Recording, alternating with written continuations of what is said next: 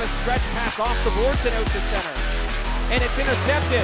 Lansing over the line, right side, he fires! Score!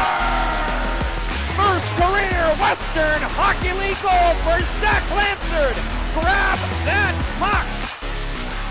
LaSalle will backhand it out to center ice. Bear over the blue line, left side loads. He drags, he shoots, pad save, rebound in front, scores! Connor Bear picks up his own rebound. What an effort by Connor Bear. He picks up his second of the season.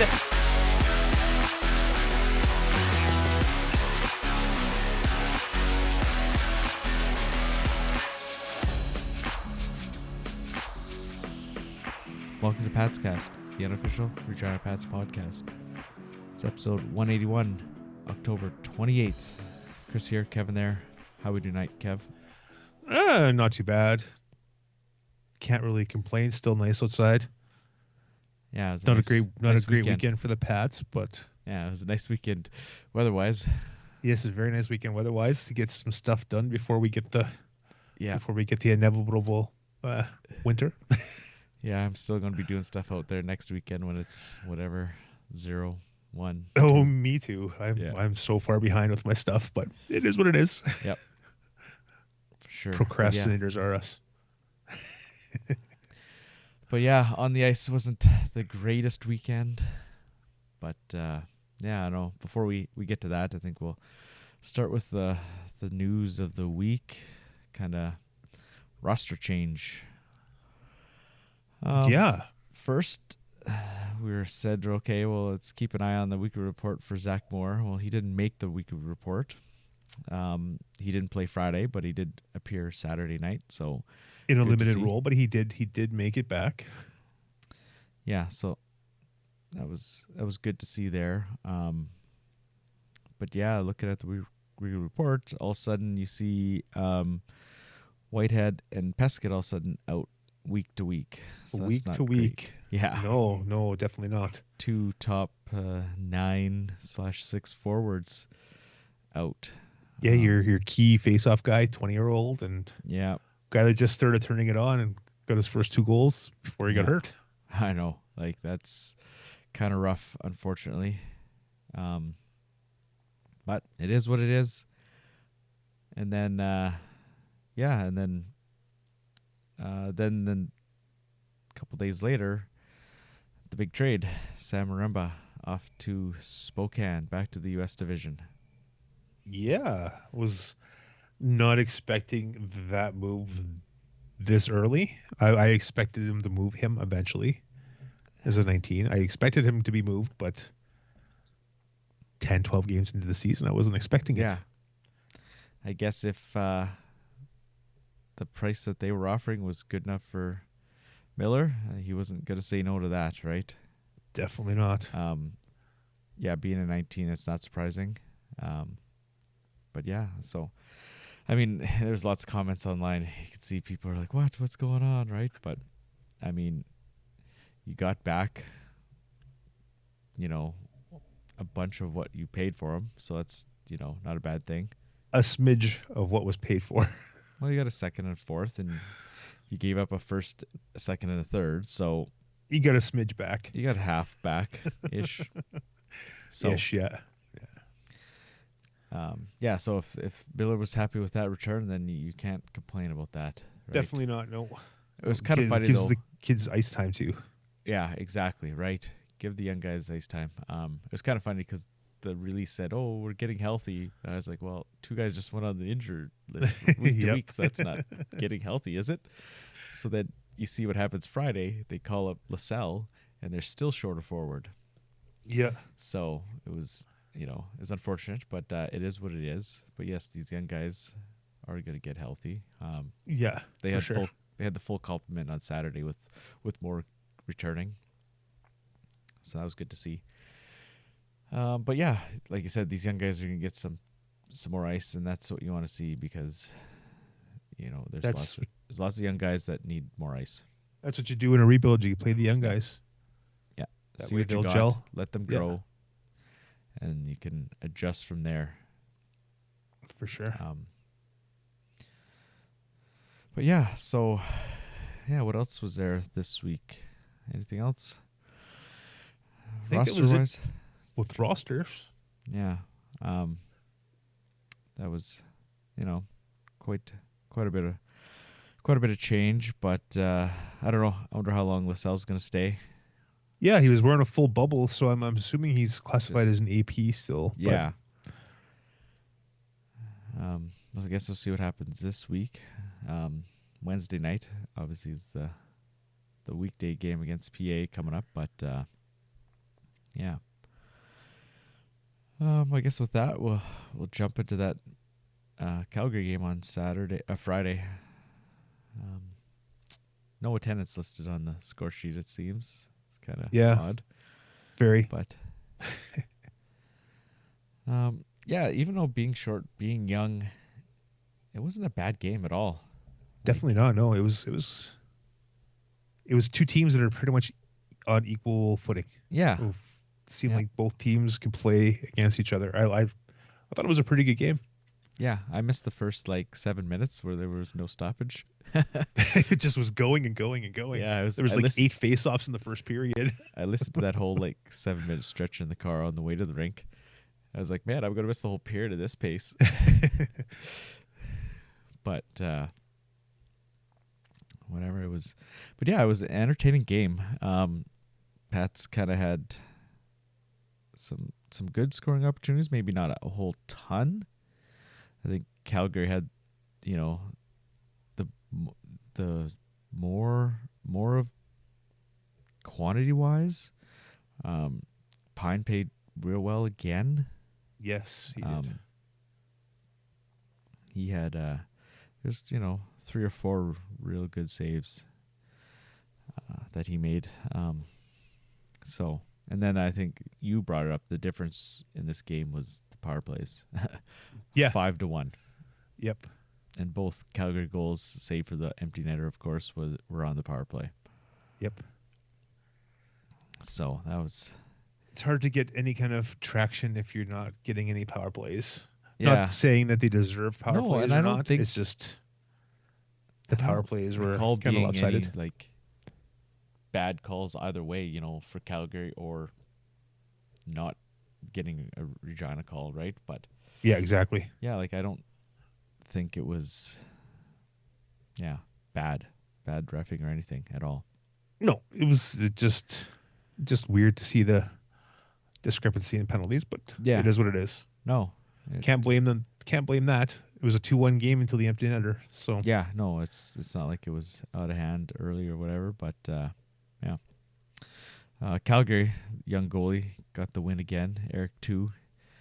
He had a shutout the other day too, and I was like, man, this guy is having a pretty good start to his WHL career. So that's true. Yeah. Anything stand out for you Regina-wise in that game? Lack of real scoring chances. Yeah. They had a they couple, had some, but nothing really. There's no consistency. Yeah. In the offensive zone kind of thing, Yeah. But they're figuring it out, hopefully. Yeah, and I mean, with the lineup being the way it was, you're short a guy. Having defensemen playing up front and stuff like that. Yeah, Smith, I seen him take a couple shifts. Deschamps was the main forward. Yeah. The main extra guy, but yeah, it was. Yeah, it is what it is. Yeah. And talking to Brad after, he wasn't displeased with the game at all. He thought, everybody, all things considered, played pretty good, and yeah, it's whatever, you give out a couple power play goals, power play goals happen. It's not like there was breakdowns here and breakdowns there and they got whooped or anything, right? So, but yeah, I guess you have anything else from this game? No. Other than the attendance not being listed. That's kind of weird. I'm just looking at bring up the schedule here, weird. And there's a blank. So, it's weird. It was actually for the last few games. It was probably one of the more I was saying, actually bums in seats games. It seemed like there's a few extra people in the crowd, but definitely not a ton. It was bad. So But it's weird for them not to put the attendance unless they just forgot. Yeah. Speaking of attendance, I think that the beer / ticket deal that kind of went over like a lead balloon. Yeah. Yeah, that didn't go too well. So yeah, you look at Saskatoon last Wednesday. They had $5 tickets, and if they won the game, which they did, you got a free ticket to another game. So Yep. that's quite the discrepancy. But A little change. yeah, I guess yeah, we'll hear from Brad here. He had some pretty good comments on this Calgary game, so we'll listen to him. Despite the 3-1 loss tonight, what do you think was the positives from your team tonight? Well, I think we showed up with the lineup we had tonight. I think that was a positive. I thought we were spots. We were really good. We played to our identity, and I thought we took some undisciplined penalties. I thought we put ourselves in tough spots tonight to make it harder on ourselves, and that's the unfortunate part tonight. But I thought we had a lot of guys get some opportunities tonight, get more ice time than they're usually used to. And I thought there was some sparks of some good plays, and then there was some youth plays. Yeah, was it some of those youth guys bringing some that spark tonight? Yeah, for sure. Our younger guys, Lancer, Class, and they played really well tonight. Cole Temple is playing harder, more consistently. His games, our young guys were good tonight. Just mistakes are going to happen in hockey. Sal, what did you like from this game? Yeah, I think Christian. It's hard coming from midget AAA to Western Hockey League. It's a big pace difference, but Christian, he's a sound hockey player. He's real safe. He's a real competitive kid, and I think just more opportunity, he'll be better for us. Yeah, Lancer with his first there. What do you think he can bring to the team going forward? Yeah, I think he's going to be a heck of a hockey player for us for a long time. I think he's just a kid like him. He just needs opportunity, and this was his first game getting an opportunity to play up the lineup, and he scored. So, I think Zach Lancer is only going to get better with experience. It looks like he had a pretty good shot on that goal. Yeah, it was a really good shot. I've seen him have that shooter shot since day one of camp. He's always in the rookie camp. He's was our best player. And he came into main camp and fit right in with our older guys. And he's a goal scorer, man. He just got to be selfish and use that shot. Yeah, despite being a little bit younger tonight, it's kind of what the fans have to look forward to, don't they? Yeah, well, I think they have forward to that. We got some good young hockey players here that just need experience and time. And when they get that, they're 16 years old, they're doing really well already, and 17 years old doing well already. So just a matter of time before those guys are better. All right, so couldn't pick up the win on Friday. So you're heading Medicine Hat. You're like, oh, Medicine Hat. We talked about it. They haven't found their groove yet. But Medicine Hat's Medicine Hat. Medicine Hat is Medicine Hat, and Medicine Hat will do Medicine Hat things. Yeah. And they find ways to win against the Pats lately. And yeah, this game I missed, I don't know, almost the whole first period. Speaking of missing games, I've missed half the first period on Friday, missed most of the first period on Saturday. But yeah, so it was already a 2-1 game when I kind of checked in. Yeah, the first two goals, I'm pretty sure that Huey would really want back. Not saying they were bad goals, but they just were not quality goals. Okay. If you want to say. Yeah. Bad rebound, just kind of, yeah. And I see there's a fight 6 minutes in, and they called it a stage fight apparently. Okay, because I was going to say both guys got misconduct. So I was going to ask because that. Vaughn and Pickford, it was right after stoppage, like the play stopped, and then all of a sudden they dropped the gloves, and then they did the little skate around half around the ice, and then they scrapped, and then they both got booted. All right, interesting. Okay. So apparently they called it a stage fight. That's what the Medicine Hat announcer was saying, because I listened to his broadcast first time, so wanted to hear what he had to say. All right. Yeah, so that's tough. You lose when you're better defenseman 6 minutes into the game. Yeah. It is what it is. Mm-hmm. And then, kind of running into penalty trouble again. Pats kind of took a whole bunch in a row here. And I was just like, oh, man, it was 5 in a row. And then Pat's got a few calls later in the game. But by that point in time, it was a little too late. Yeah, it was. They had the same amount of power plays, but they were different power plays. Yeah, right. So, Not that the officiating was the problem in this game or anything. It was No. no. I don't know if it was bus legs or what. They just had no stride to get going, and it just kind of was one of those games. Yeah, it was a tough road game for them against a half decent team. That's just maybe starting to find their stride, right? So, and it sounds like Medicine has got a lot of injuries too, so that kind of makes things interesting as they get healthy. Yeah, right. Well, Richie's out. Like, what's the weekly report here? Like, they've got a few. Obviously, Lindstrom isn't back yet. Hayden Harrisani forward, Ryder Ritchie's out. The month. Defenseman Van Mulligan, and one of their imports, what's his name? Nilo-Pekka Muhonen. He's out week to week as well. So they got a bunch of guys out with injuries. So they're when they get healthy. Yeah. And if and when Lindstrom comes back, well, not shouldn't be when he comes back, that'll be a huge boost to them. Yeah. Yeah, for sure. So, oh well, it's not. It's a long season, right? You're not going to win it in September, October. So they're still. The funny thing is how a lot of people were predicting that Mass might lose like 12 games all year. Yeah.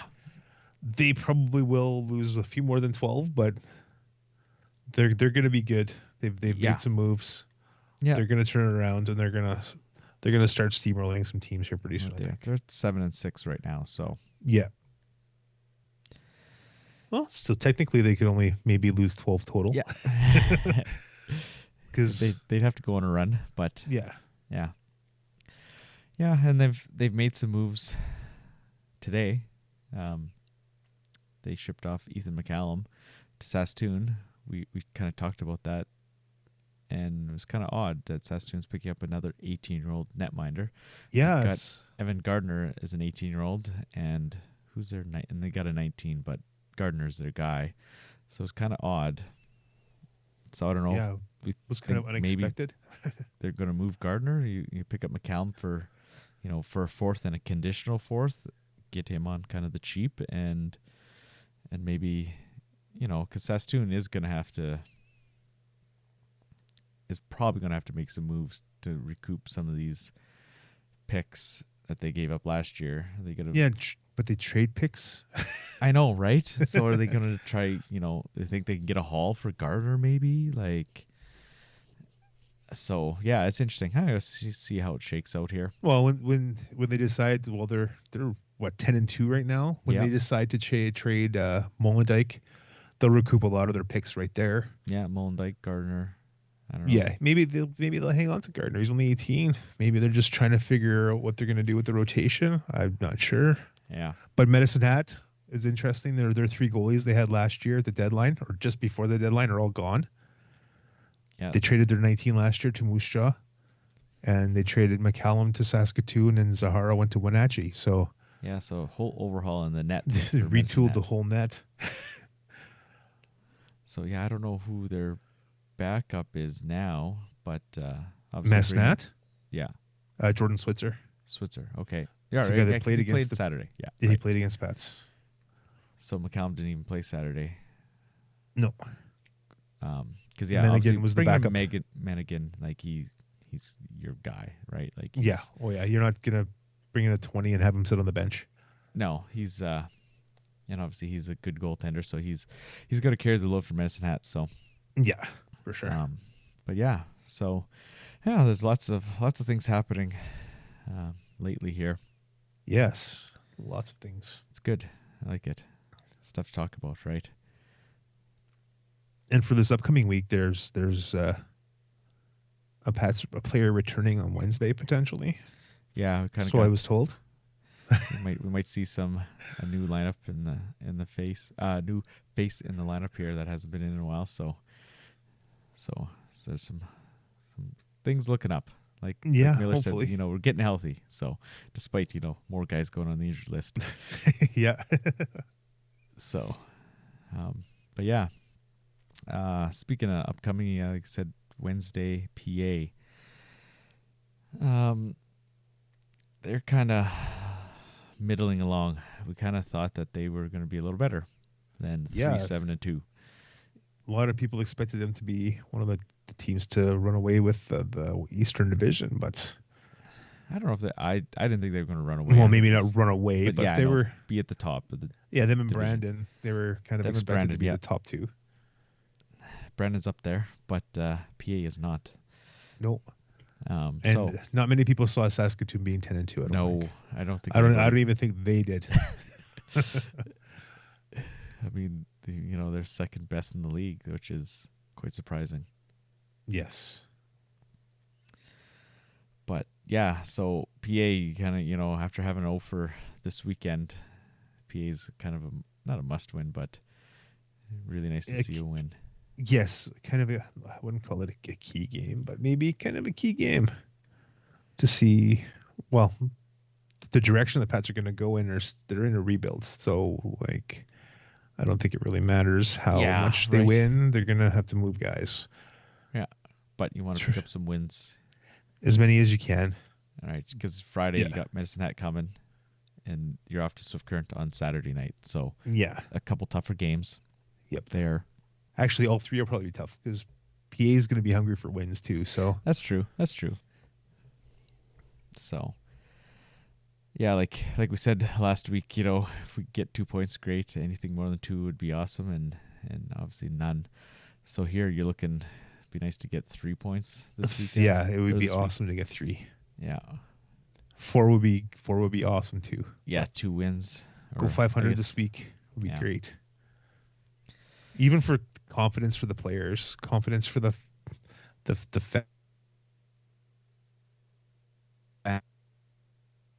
don't complain about the attendance and prices and stuff all the time. Yeah, get them off that and get some wins, and hopefully people are talking about that instead, because it's kind of a dead horse. We all know what the situation is. It's not going to change. Every time the Pats post about a ticket package or game, all the comments go one direction. Yeah, and it's getting annoying. It is, but yeah, what can you do? Yeah, not much. Nothing we can do. So scroll by. Yeah. So, yeah. All right. Anything else you got this week? No, I think that's pretty much it. Keep it short here. We got a great interview coming up. Yeah. It's a longer one. We got Ryan Smith, the new associate coach. So nice to get to know him. Didn't know anything about him prior to sitting down with him. So, quite the journey in hockey he's had. He's kind of been all over the place. But yeah, it was nice to figure out his story, and it was nice to actually meet him. I've seen I'm in the VIP room a lot early. I see him, but I've never actually chatted with them. Yeah, I was there for the press conference when they announced him, but I never had a chance to meet him because he went right into some interviews. So it was cool to actually just sit down and talk to him, get his story. Yeah, no, he's hard to find on the internet. I know, right? Because you type in Ryan Smith and there's like 50 Ryan Smiths. And the main one that pops up is the Moose Jaw Captain Canada Ryan Smith. Yeah, it's not even and it's spelled. not spelled the same. I know, right? It just defaults to that. Yeah. So we're typing in Ryan Smith 1973, and then you're okay. There's 2 of them. Yeah, and then there's 2 of them. Both from, one's from Saskatchewan, one's from Winnipeg, right? Yep. So it's oh, geez. But the guy from Saskatchewan doesn't have much of a hockey history, but it's just kind of funny it popped up. It's kind of neat. Yeah, so, but once we figured out, tracked down his hockey career, and yeah, it was interesting. He's been in hockey quite a long time. Yeah. It's impressive to hear his story. And jumping right into coaching literally right after shutting down his playing career. That's, no rest for the wicked, just jumped right back into it. Yeah, exactly. So, but yeah, anyways, and with that, I guess we'll listen to him tell his story. All right, we're pleased to welcome on associate coach Ryan Smith. Welcome, Ryan. Thanks, guys. Yeah, so just kind of go through your life and career in hockey here and stuff, and kind of get to know you a little bit. New to the team, new to the city, so. Yeah, I was born and raised in Winnipeg. Still call Headingley, Manitoba my home, which is just outside of Winnipeg, about 15 minutes west. Yeah, I played all my minor hockey in Winnipeg up until I had a cup of coffee with Seattle in the Western League. Played some Junior A in Manitoba in the Manitoba League for the St. James Canadians, which is now a defunct team. That was in my home area. Very, very lucky to play close to home and live at home, and it was great. And went on to play 2 years at the University of Manitoba.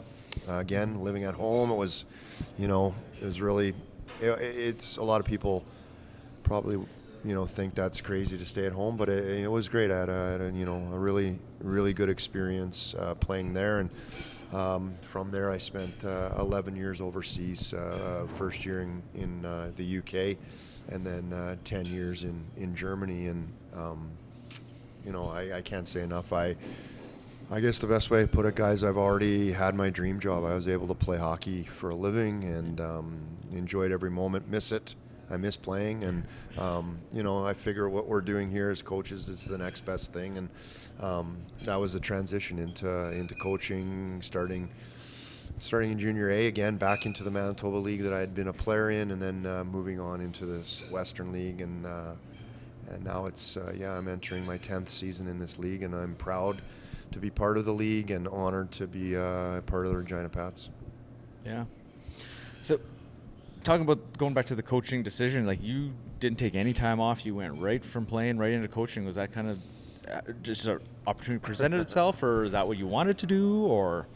So I got home after my last year. We had just had my daughter, our second child. I have a 19-year-old son and a 17-year-old daughter, and my wife had just given birth to our daughter, and she was pretty much saying that this would probably be the last year, just because she didn't, 2 kids and starting to go back to work and things like that. Yeah. So we were building our house, and a car pulled up, honked, and it was an old friend of my dad's who was scouting for the Winnipeg Blues, and he asked if I was interested in coaching. He heard I was back and staying back, not going back overseas.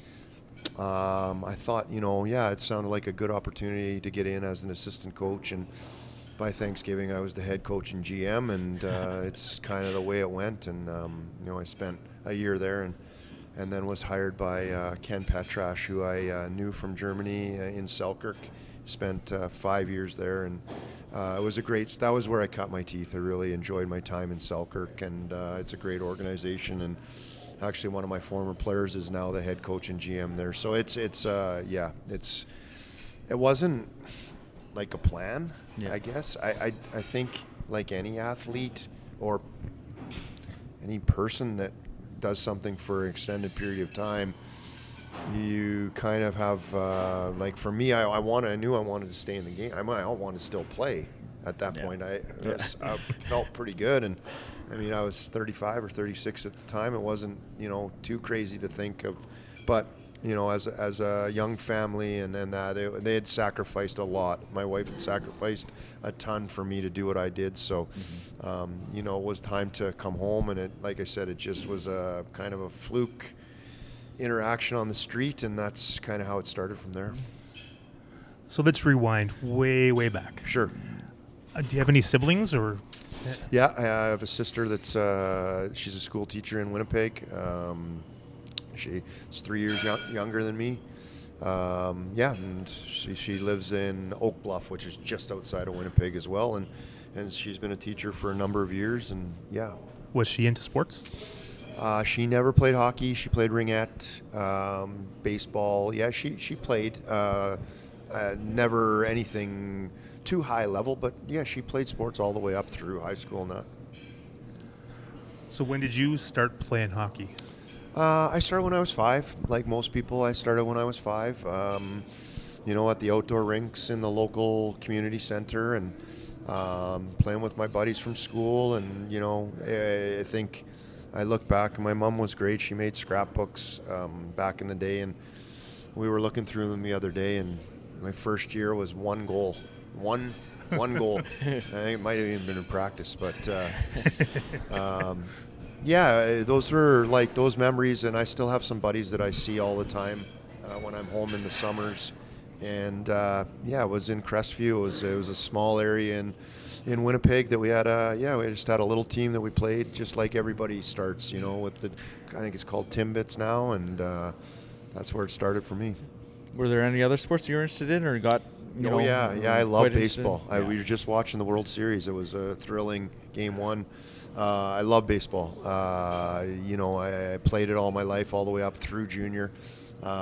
Big tennis fan, big tennis player up and through into high school. Those would be my two next best sports. Love watching my daughter play soccer and basketball. Never played either of them myself, so it's kind of refreshing just to watch as a dad first and kind of just as a fan. So The mind isn't thinking about that if she was playing hockey per se, right? Yeah, my son has played all the way up. He's still playing. He plays junior B in Manitoba, and I know he's had a little bit harder time with that when Dad would see games and evaluate and that. So unfortunately, he's picked the sport that I wouldn't say I'm an expert, but I know a few things about it. So you say your mom doing scrapbooks and stuff. Was your dad involved with the hockey career? My dad coached. He coached me up till I think you couldn't coach anymore when you got to AA, which I think at the time would be 11 or 12. So he coached starting my second year when I was 6 till I was 10. And it was great. He was fair and hard, and I owe a lot to him. He was a junior player himself. He played for Portage Terriers way back in the day. So he knew what he was talking about.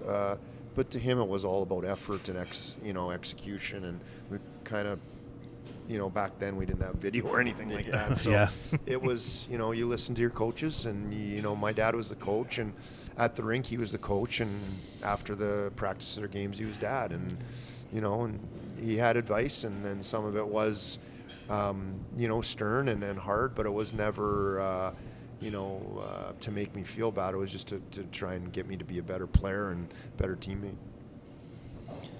You remember your first ever goal, or one of the youngest goals? I don't remember that goal that first year, but I don't remember a lot. I just remember most of our games were outdoors, so as Regina is no different than Winnipeg. It is minus a million in the winter, and we're out there on the rinks. You're out there on the rinks. You play your shift, and then you huddle into the hut and warm up, and the buzzer goes. Those were great. I mean, we played all day. We played all night. That's, again, I think that it's kind of gone by the wayside. I don't see a lot of street hockey or pickup games at the outdoor rinks, and those are times when I think you create hockey sense in that. You're out there, there's no instruction, you're playing against everybody, there's one puck, there's probably 30 guys on the ice, and it's just, you got to find a way to get it and keep it, and if you don't get it, you want to get it back. So I credit those times a lot to me developing as a player. Yeah, I remember being out there, 30, 40 guys on the rink. You don't know who's on your team, you're skating or whatever. Now you go to the rink, I go to the rink once in a while, and it's 10 people out there. There's not much going on out there anymore. I agree. It's a little bit sad. But we were nuts, right? I mean, we went out and, like I said, minus 30, changed in the snowbank. It was like crazy to think about, and I tell my kids, and I'm, even our players, and they look at you like you got three heads. Like that, they're actually going, "Were you dumb? Like, well, why would you do that? Like, wasn't there an indoor rink but there just wasn't at the time." So we did. It was great. It's lots of really fond memories on the outdoor rink. Were you always a forward? Did you play some defense? So I was always a forward. I was a winger all the way up until my time in Germany, and I got to Germany, and there was three of us on a line. It was old school. The lines went up for the first day of training camp, and it was it was ironically 2 other guys from one from Winnipeg, one from Portage. We were all on the same team and they both looked at me and said, "Well, I'm not a centerman. I'm not a centerman." And I said, "Well, I could try it." And I never played another shift of wing. I played my whole career in Germany as a center, and I loved every minute of it. And but yeah, I was always a forward. I mean, I'm sure I played a little D when I was 5 or 6 or 7, but Yeah. if you could say that, stood there for the face-off, but chased the puck after that. Did you ever strap on the pads and play goal ever? Just for fun in the street hockey, Yeah. and again, I think in 5 and 6, you just exchange the goalie stick for a shift or 2. So, but no, I never ever played goal. No, my best buddy, my cousin, is a goalie, so we always had a really good, a guy to come out with us, which was awesome. So you go to the MJ. Was there WHL opportunities before you went to Seattle when you were a little bit younger? Or? I didn't have that. Guys, I was about 3 apples high when I was 14 or 15. I was the smallest guy at the end of the line in the team photos. I was honestly at 13, 14, 15. I got cut from AAA at 13. 14, I barely made it. And, 15, I made it again and got a little bit stronger. And then at 16, I grew to what I am now, size-wise, and it was a big turning point for me. I was able to, grow into my body, and my stride got longer because I had longer legs, and it was a big, I thank God I grew, because I was just kind of muddling along as just an okay guy, and I still love the game in that I just wasn't very big and not very strong. Yeah, you had put up a couple of good seasons there, so. Yeah, I mean, I was fortunate to play. I think you always need players around you to play. I had some really good older guys my first year. We went to the Centennial Cup. We had a really strong team, went to the league final. And learning curve from going, I had played high school hockey, and then I went to the MJ, and it was a big jump. But the guys around me were great. Coaches were really good. They were patient. It took me a little while to get going that year, and then I was shielded by better players, so I could play second, third line minutes, and then it really benefited. We had a great season, and that gave me some confidence going into the following seasons. So how did you end up with Seattle for the little cup of coffee you had there? Yeah, I was probably a little bit stupid. When I was 18. There was players in the MJ that were getting scholarships, and in my eyes, maybe weren't as strong as me, and that's no disrespect for any of those guys, but kind of got passed over for that, and maybe it was because I was, fairly new to the league, and I kind of said, what's my next option here if I want to keep going? Seattle approached me. I had been listed by Saskatoon and I think Prince Albert, but I went to Medicine Hats camp when I was 16, but I never really got an opportunity. And then again, I didn't earn it. So in the summer between 18 and 19, Seattle approached, gave me an opportunity, said they were going to give me a chance. And yeah, I played, I think, 10 or 12 games, and it just didn't work out. And again, I don't hold any... is it a mistake that I made? I don't know. Who knows? What happens if I go there and score 50 goals and get drafted? You never know, right? Yeah, hindsight's always 20/20. Yeah, 100%. Right? And I enjoyed it, and I appreciate the opportunity they give me. And it's a good organization. Then like you said, you went to university for a couple of years, and then did you go to Universiade? Yes. Yeah, I played in Korea. Yeah, Korea. We lost in the semis. It was a heartbreaker to Finland, and then we beat Russia in the bronze medal game, and it was it was a great game. I was really I think it was 6-5. It was kind of two teams that had lost in the semis and were a little loose on the D zone, and it was Canada Russia, and it was an awesome experience, and it was really good. And last year I had the opportunity to go with the Youth Olympics to coach. So it kind of brought in Korea, and so it brought back a lot of memories of playing there. And yeah, it was a great couple weeks. What was it like? Was it like pomp and circumstance? Was there lots of people? Was it like a big celebration? The Universiade? Yeah, well, yeah, it was. It felt like the Olympics. It was Very cool. There was a opening ceremony, and we were up on a hill, and they had the flame, and we were in these terrible little crappy windbreakers that didn't cut the wind, and we were all freezing and couldn't wait to get back. And we got to see other athletes. We were in the village. And one of my roommates was Todd Johnson, who's the Cougars coach here, and ran into him at a midget game here a week ago. We stayed in contact, but really haven't had a chance to see each other in a long time, and we talked about that right away. And so, yeah, it was a great experience, and something that I was really fortunate to be part of.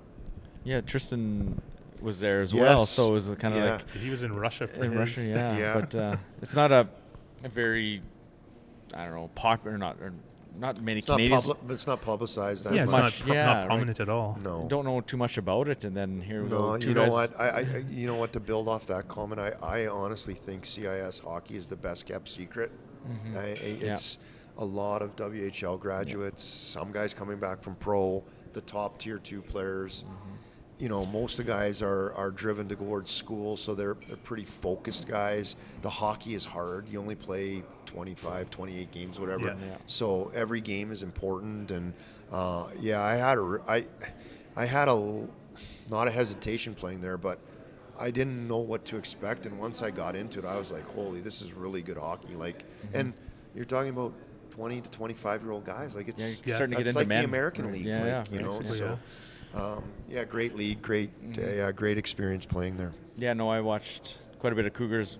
I watched Tristan as well. My cousin was playing with him. Oh, nice. And so a few years here, I really followed the Cougars. And it's men out there, right? It's Again, different it doesn't from get this level. publicized. It doesn't get a lot of attention. Yeah. Now in a place like Winnipeg, when you have the Jets, it's even shoved further Way down, further down, into the sports pages. So, I owe a lot to the Bisons. It was a really good experience for me. Gave me that opportunity to go overseas with the Universiade, and then that's how I got overseas, is meeting an alumni that was playing in the UK that we were skating in the mornings, and he asked if I was interested, and kind of took off from there. I was just going to ask that. So what was it like playing over in Scotland there? You know what? It was a neat experience. I went to the first game. There was 3 imports, myself, the guy from Winnipeg, Mike Bettens, who's still a friend of mine, and our coach, who had been there for a long time. And the rest are Scottish or British. And, got there. The practices were fine. It was a short camp, maybe 10 days. And the first game, I showed up like I'm dressed tonight in a suit and tie. And we had guys coming in late because they had jobs as plumbers or firefighters or whatever. So I kind of, we played the game, and I got back to my apartment. I was like, is this really and again, I'm not discrediting it, but it didn't feel quite professional. It was more like senior almost. A little bit, but there was guys that were just playing hockey. They were, so it was a real eye opener. Played a ton. They played the snot out of us as imports. Like, God, we must have played, 30 minutes, and that's a ton as a forward. So, it was a really good experience. The hockey was different. It was heavy. It was physical. It was a bit chippy. Kind of what you would think of as British soccer. It's a physical. It's intense. And but for me, it was seamless coming from Canada to that. That's how it is here. So it was really good experience. What was the crowd like? Were they crazy? The crowds where I played, it was a smaller rink, and they were kind of on top of you, like the Boston Gardens. So it was like, it was, our guys, the Scottish guys, had a lot of pride in Scotland. We played, I think there was 3 Scottish teams and like 8 English teams. So whenever we played them, it was like Braveheart. Like we were going into war. Like, and there was no doubt about those games meant a lot to those guys. So just the intensity there was there, and the crowds were great, really good. Yeah. So you finished in Scotland. How did you end up in Germany? Yeah, Of all again, places, going from Scotland to Germany. Yeah, I just, you know what, it was the summertime. I was negotiating with a couple teams in the English league, in which I was perfectly comfortable. One of my best friends was playing college hockey. He had signed in Germany. Yeah, you know, he said Division One. This is back before we had computers and internet. Yeah. He's like, hey, they're looking for another import forward. You know, would you be interested in coming over? I was like, yeah. Why not? Let's New experience, right? give me the guy's number or tell him to call me. And a couple calls later, and there was the old fax machine came through with a contract, and the money was better. I mean, it wasn't the be all end all, but it was better. The hockey arguably was better. So, you know, for me, it was a chance to kill two birds with one stone. Yeah. So it was through one of my best friends who's still living down in the States, and we played. He ended up playing 1 year in Germany. I ended up playing 10 years. So it was a great move for me. It was a perfect fit. It fit the style of play that I like to. There's a more open game than Scotland, more open than even Canada, the bigger ice, and a little less physical play. It really took off there as a player. Yeah, you like you said, 10 years there. You didn't explore other opportunities or anything else come to you, or? Yeah, there was. You know, there's always.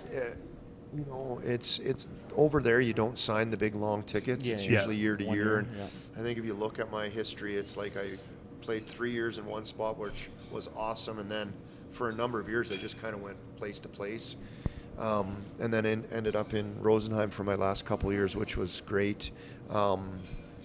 There was some opportunities. There was a couple teams over the years, Denmark and all overseas. I never got a sniff over here. And once you kind of get over there, you kind of get lost in the show, especially again before internet. Yeah, that era. Back in that area, you're done. You're here, done. You're right? done here. Like you could give them your resume on paper, but nobody's seeing you play. No. Exactly. Yeah. And I was okay with that. Again, like I said, I really enjoyed it over there. I enjoyed, you know, Germany as a country. You know, I have many good friends over there. So yeah, I never really wanted to leave. Like I said, Austria, Denmark, Italy, there was some opportunities, but it always made sense to stay in Germany. You know, just again, and like you just mentioned, like you make your name there. So going to a new team, you did not really have to prove yourself as much. They knew you. You already had played against them, or they knew who you were. So that kind of helped. And especially being in the import right there, they know they're a known commodity, right? They're not looking for maybe some other random import, right? 100%, yeah. And for me, it was important to, you know, establish myself, and then, you know, signing contracts you could go off of because they had just seen you and played against you. So yeah, it was really good. Yeah, no, that's good. So then, coming back, you jump right into the coaching thing. There wasn't obviously much time for senior hockey, but I see you played in a couple Allen Cups. Yeah, I How was did that lucky come enough to play, I think 3 or 4 in a row. Okay. Again, I came back and I wasn't really thinking about that, and I started talking to some friends that were playing on Southeast Prairie Thunder, and they convinced me to come out to a couple games, and I really enjoyed it. The level of hockey was way exceeded what I thought it was. You know, in my mind, senior hockey, I was thinking like it's going to be rough and tumble, and the local guys are going to be goofy and that. But we had such a good team. Like we had almost all old pros or university guys, and we had a perfect mix of it. You know, and we lost the first year in Steinbach, which was our home rink, in double overtime to Bentley, which was Bentley Generals was like a wagon juggernaut. A juggernaut for sure. And it was one of the hardest losses I've ever had as a player, as a coach. We were winning 3-2 or 4-3 with like 10 minutes left, and they took a 4-minute penalty, and we were kind of on the bench going, all right, like if we can get one, that's great, but at least we'll kill 4 minutes. And we weren't under the gun. It was a really good game. And sure enough, they scored a shorthanded goal on that, and then we were holding on by the skin of our teeth. We got to overtime, and they ended up scoring, and it took a couple more years to get it done, but we won in Lloydminster 2 or 3 years later, and it was a great experience. And that team, guys, just got inducted into the Manitoba Hockey Hall of Fame. Nice. Our Nice, Allen nice. Cup winning team, like 2 weeks ago. Oh, very cool. We were playing, whoever we were playing here on a Saturday 2 weeks ago. Maybe it was whoever it was, Brandon or somebody, and yeah, I would have loved to be in the round because there apparently there was 11 or 12 of them that came back to see it. Very nice. So yeah, it's a really another really fond memory, and I loved playing, and it was hard as I got older and when I was coaching and that, but still, like I said, the game in me is still there. So not anymore. I wouldn't play anymore, but. Did you play much during the regular season, or were you just kind of jump on for the cup run? So the first year I played as much as I could. When coaching in the MJ, it didn't allow me to. We had 58 games or whatever it was, so I missed some games. There wasn't really in Manitoba. There wasn't a league, so we had to play exhibition games. We would go down to Minot and play them. We came out to Rosetown and played them, just exhibitions. Yeah, so it was just your AAA kind of your Allen Cup team. Yeah, it was Did just these our- guys. The other guys played the other regularly. guys, the other guys were on senior A teams. Yeah, and A teams. Yeah. just in and around Manitoba. Yeah. So they had a league that they played, and then we had our AAA. We practiced, and our guys that ran the team were really good. Like they tried to juggle it around because we had a lot of guys that were either coaching or teaching or something. We had 4 or 5 guys from Grand Forks, North Dakota that would come that were, ex-UND players. So we were a really good team. Like it was awesome. It was a lot of fun. So when you were coaching in Selkirk, we see that you got the opportunity to work for Hockey Canada with the Junior A Challenge. Well, how did that come about?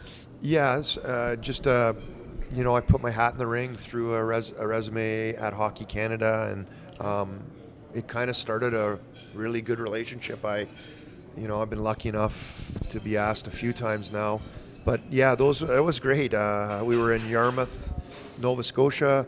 Head coach was Dean Brockman, who coached in this league, and Dino was in Humboldt at the time, and we had a great time and great experience, and I think anytime you can represent your country, it's a pretty cool honor, and they don't have to ask me twice whenever they do.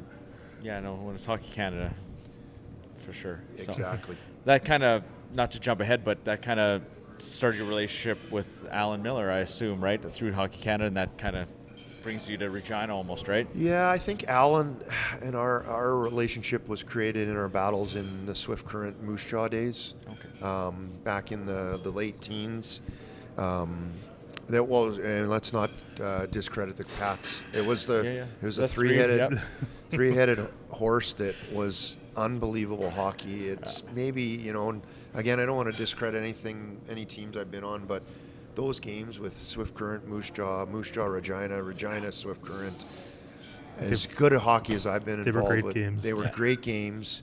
You couldn't afford to be off. You needed everybody playing. You needed, your goalies to be good. And so Al was in Moose Jaw at the time, and we had epic battles with them and playoff series, and whenever we'd bump into each other, there was a mutual respect, getting to know each other a little bit. And then, when he moved to Hockey Canada, he vouched for me a few times to get me involved. And he's been a big supporter of mine over the last number of years.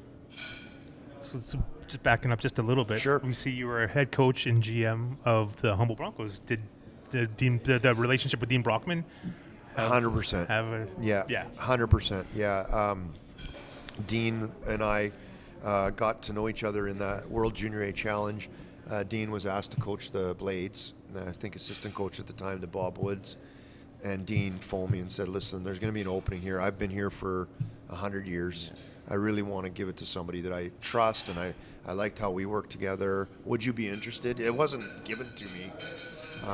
So I applied, did some interviews, drove to Humboldt, did an interview, and and got the job. And that was kind of when I started this odyssey of coaching and being away from home. I kind of say it. There's only a couple jobs in Winnipeg that pay you full time Yeah. One of the Jets and the Moose, the Yeah. Bisons, and after that, it's the junior A guys are doing better now, but at the time, so it was a big commitment. It was a scary, it was exciting, it was everything. It was kind of the first time for me as a full-time coach. Not that I wasn't in Selkirk, but it was just a little different. In Humboldt, a small town, the living there. I never lived in Selkirk. I still lived at home, so I'd drive in and out. So it was really good. It was a great experience, and it was major shoes to fill. Like it was, like I said, Dean had done such a good job there, and felt responsible. Felt honored that he had thought of me, and it was really good to get out there and see a different league and a different level. So then he brings you to Swift Current then after that, doesn't he? He goes from Saskatoon to Swift Current, Dean?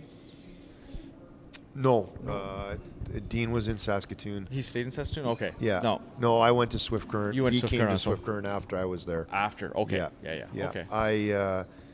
I got to Swift Current through Mark Lamb, who's now in PG. And, Lammer, same kind of thing. He, I caught wind they were looking for an assistant coach. I felt like I wanted to do it, and we had some conversations, and then a really good friend of mine that is a Regina alumni, Jamie Heward. Huey and I had a conversation, and a couple days later, they offered me a job, and the rest is history. And I owe a lot to Mark. Mark took a chance on a guy that hadn't coached at this level, and I really appreciate what he did for me. Going from small town to not quite as a small town, eh? Well, it's I mean, I played I made a mistake. I played 2 years in a town called Krimenschau in Germany, and they asked me in an interview something to comment on the town, and I'd come from Dusseldorf. It's like a town of 1 million people, or city of 1 million people, to this small town of like 13,000, and I kind of said something along the lines like it's a 5-minute town. You can get anywhere in 5 minutes, and I kind of refer to Humboldt and Swift Current like that, and it was awesome. I loved it. Great fans, great pride in both of those communities, for sure. in their teams. They live and die, both of them Broncos, by the Broncos. And so it was a neat experience for me, really neat. Yeah, then you kind of make a jump to Medicine Hat, then you're off to Spokane, and then you finally get a head coach in Spokane. How was that opportunity, just like finally getting to that level? Yeah, it was. I mean, it was obviously a goal of mine. Like I'm not going to sit here and lie and say that I want to coach in the NHL. I never played. I'm the wrong Ryan Smith. The other, and my dad never played, so nobody's going to give it to me. And you got to take steps and work your way up. And getting into Swift Current and Medicine Hat, and then Spokane, and finally getting the opportunity. Grateful to the Chiefs for that opportunity. We did some really good things there, and proud of the players that played for me and the staff that I worked with. And, they made a decision this summer. This is the part of the business, you don't always have to agree with those decisions, but you're in a business that's going to happen. And, again, it didn't take long for the phone to ring, and it was Al Miller, and a couple conversations with Al and a couple conversations with Brad, and it became pretty clear. This was a place that I thought, again, I could grow, I could learn, I could help, and I'm looking for my next opportunity. I don't know what that is, but I always want to try and improve and move up, and so I'm in it deep now, guys. I'm a career coach, but I'm really happy with where I'm at right now, and grateful to the Pats and Brant and Semples and everybody that's involved has been great in my short time here. And Regina's a lot closer than Spokane. And Regina's a lot closer, fellas. Yeah, it's it's easy for my wife to, like, Headingley is, I think it's about 5 hours, honestly. It's a right outside of our street and you're on the highway. And even for myself, you know, there's been an opportunity with days off to be able to get home and see my kids play sports or just see the whites of their eyes maybe is the most important thing. Yeah. Better than phone calls and FaceTime or whatever. Yeah, you know what? And I have a great wife at home that has been, she knows, she gets it. She's not always happy. And it's been, you know, she's been doing this on her own for a long time. And without her, this wouldn't happen. And she knows that I'm here trying to do a job. I'm trying to do, you know, provide, and I want to use all those cliches, but I'm doing something that I love, and it's not like I'm on a vacation. It's, you know, and I think people forget about that. Like, we spend countless hours down in the dungeon here trying to figure out how do we get these 17 to 20-year-olds to, you know, put a plan in place, and we're, you know, we're here for the players. It's all about them. It's not about us as a coaching staff, or it's about the players, and without them, we don't have a team. Mm-hmm. You said it, you're looking to make the NHL. Was there any thought that it was attainable, or were you thinking, where maybe this doesn't work out? Am I going? What am I doing next? Was there any other thought to going somewhere, doing something else? No, I mean there's an ego blow when you get let go, for sure. That's the human side, I think. Oh, yeah, I don't think anybody. You know, and it was a really weird situation. I mean, we had done pretty well. We'd made the playoffs. I thought we were rounding the corner. Went to Finland with Team Canada, won a gold medal with the U18, which has only happened 5 times in 30 years. So lots of good things were happening, and the wind gets out of your sails, and for sure. Was there thoughts of maybe, screw it and let's look at something else?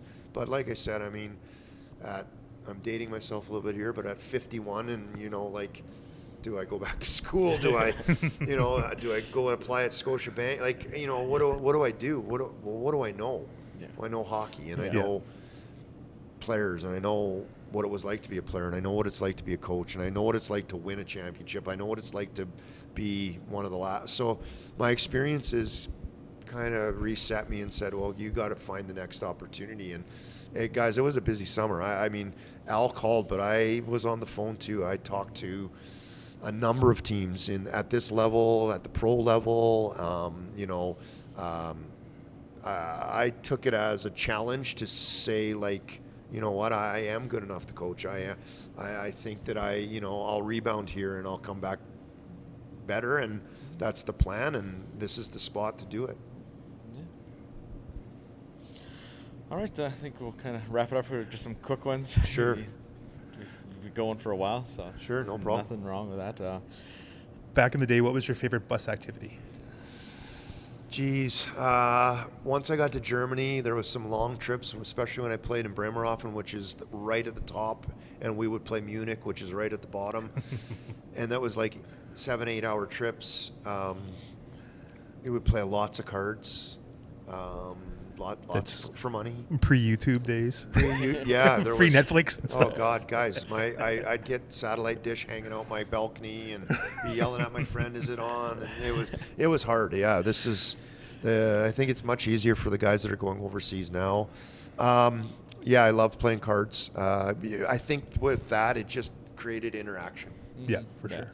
Bonding. And like you said, there's now, if you look back in the bus, there's headphones in everybody's ears, and they're watching their own tablet or whatever. Yep. So, love to play cards. Love to, chat with the guys. Yeah. Jerseys. Do you like the traditional Pats jerseys, or do you like the third force better? I'm a bit of a traditionalist. I like the traditional ones. I like the navy blues are sharp, real sharp. I've always thought that. Somewhat intimidating. I like dark colors, the black, the blues, the dark blues. So yeah, I'm more of a traditionalist. Same with the numbers, guys. I the 57s, and thank God 57 scored tonight. And it's not their fault. It's just the way it goes when you get a traditional team that retires some numbers and that. And so, but I'm a big. I wore 7 as much as I could. That was my number. I went to 70 late in my career because, again, I wanted 7, and I didn't really want to wear 77 because it was Ray Bork and Paul Coffey, and I was like, I can't go down that road. That's a defenseman's number now. Yeah, it's a defenseman's number, but so yeah, I always wanted to wear. One year I wore 4 in as a center. So that's a little odd, but it was when LeCavier was really, really good. Oh, So yeah. I was like, he can do it. I can pull it off. So, but I like the traditional jerseys for sure. Kind of off ice things. What are you getting into to relax from the rink? You know what? Like I said, we spend a lot of time here. I'm a big TV guy. My wife is not a fan of that, so I like to watch all kinds of stuff on TV, reality shows, Law and Orders, things like that. Those are like mini movies that I don't feel I have to invest 2 hours in. Yeah.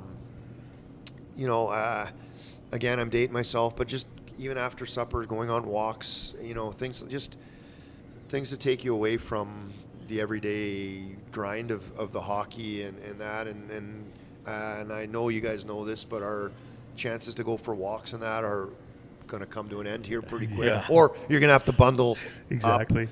Yeah. And I've been spoiled being in Spokane the last 3 or 4 years. It very rarely snows and very rarely dips. So I've had everybody tell me, yeah, but people forget I grew up in Winnipeg, so it's not Basically the same. basically the same. Yeah, You know what's coming. So. Yeah, exactly. So in the summer, when stuff's going normal, what do Yeah. you do in the summer? Do you camp? Do you fish? Do you? We have that kind of we stuff? have a cabin in Gimli, which is Lake Winnipeg. It's about an hour north of, so it's a family, my wife's side. We'll go up there once in a while, not all the time, but it's not on the water, but just across. Lake Winnipeg's massive. We don't really do a lot of boating or fishing, but you can go swimming and hang out there. You know what? For most of the time, I would come home and try and just be a full-time dad, just because I was away a lot of winter. I've missed so much, and I regret that's the hardest part. But when I'm home in the summer, I'm all in. And now with my kids being 17 and 19, it's almost I get in the way. But I still, like I said, my daughter's still playing a lot of school sports and a lot of club sports, and so I just try and spend time with them, and and as they get older, the relationships changes. They're more friends, and you try and I'm trying, and I've missed, like I said, my wife will say often to me, like, they're not kids anymore, like you have to stop talking to them like that. And so it's trying to be around the family, and I like to stay at home. I'm away a lot, so again, my wife will probably complain a little bit about being around the house too much, but it's just I want to be home. It's my house. It's still home, and so. But in the summertime, I like to see my friends that I don't see, and my dad, and everybody's still in Winnipeg, all my tight friends and that. So, but we'll travel a little bit. Usually once a year, we'll go away. We'll go take a trip out to BC or something like that, or often the last few years down to the States, to Spokane, kind of kill 2 birds with 1 stone, do some traveling there. But this year we'll see. Maybe Hawaii, who knows? I don't know. It's not a bad spot. No. Or Europe. I wouldn't mind going back there. Back there? My son was born there, so I'd like Okay, to show him where he was born and that. Oh yeah. So, Where was he born? He was born in Krimenschau. Yeah, a small town in East Germany. Yeah. Yeah, so they've obviously don't know much of the European lifestyle, right? So go back and kind of It'd be nice. Like they were 3-1 when we left. Like Yeah. he was. I asked him, and he doesn't really remember much at all. I mean, he would have been tiny, and she was just a baby. So, but it just to show him where he was born, and a couple places where I played, and we love it. Like my wife and I absolutely loved it, and that maybe there's an opportunity there down the road to go over and coach and that. Like, it would be interesting to me. Sure. Yeah. Well, that's about all I got. You got anything else? I think we're good. Yeah. Awesome. Got to learn a lot. Yeah, it's nice to meet you and get to know Yeah. you. So. Yeah, thanks guys. Thanks for having me. I'll come back on whenever you need me. For sure. Thank you very much. Awesome.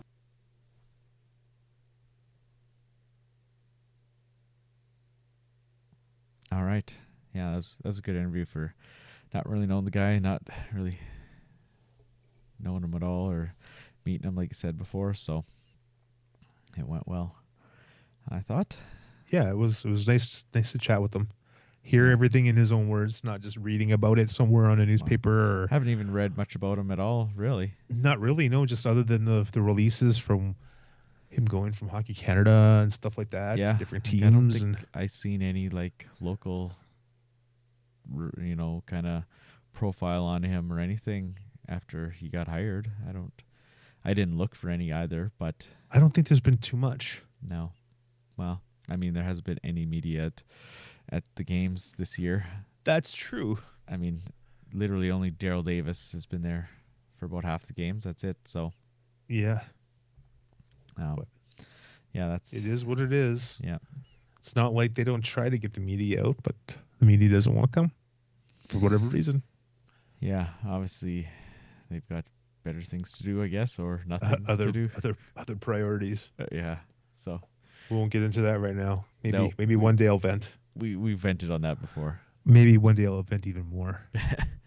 So it's kind of crazy that I haven't seen one other media member in the press box this year. So, Other than when Access is here. well, yeah, other than that, but like people covering the game. There was one game early. There was a guy that was doing CKRM, and there's a couple other ones have been around, but they're there to see their buddies in the opposition play-by-play room and stuff Yeah. like that. But yeah. But no one other than Daryl to cover the game and Oh yeah, yeah. So it's kind of sad. yeah, it's always nice to have a second person asking some questions, but it's a bit up to me for most of the games. So doing my best. You're doing fine. Yeah. So, but with that, let's get out of here. Have a good weekend, and we'll see you at the rink. Have a good one.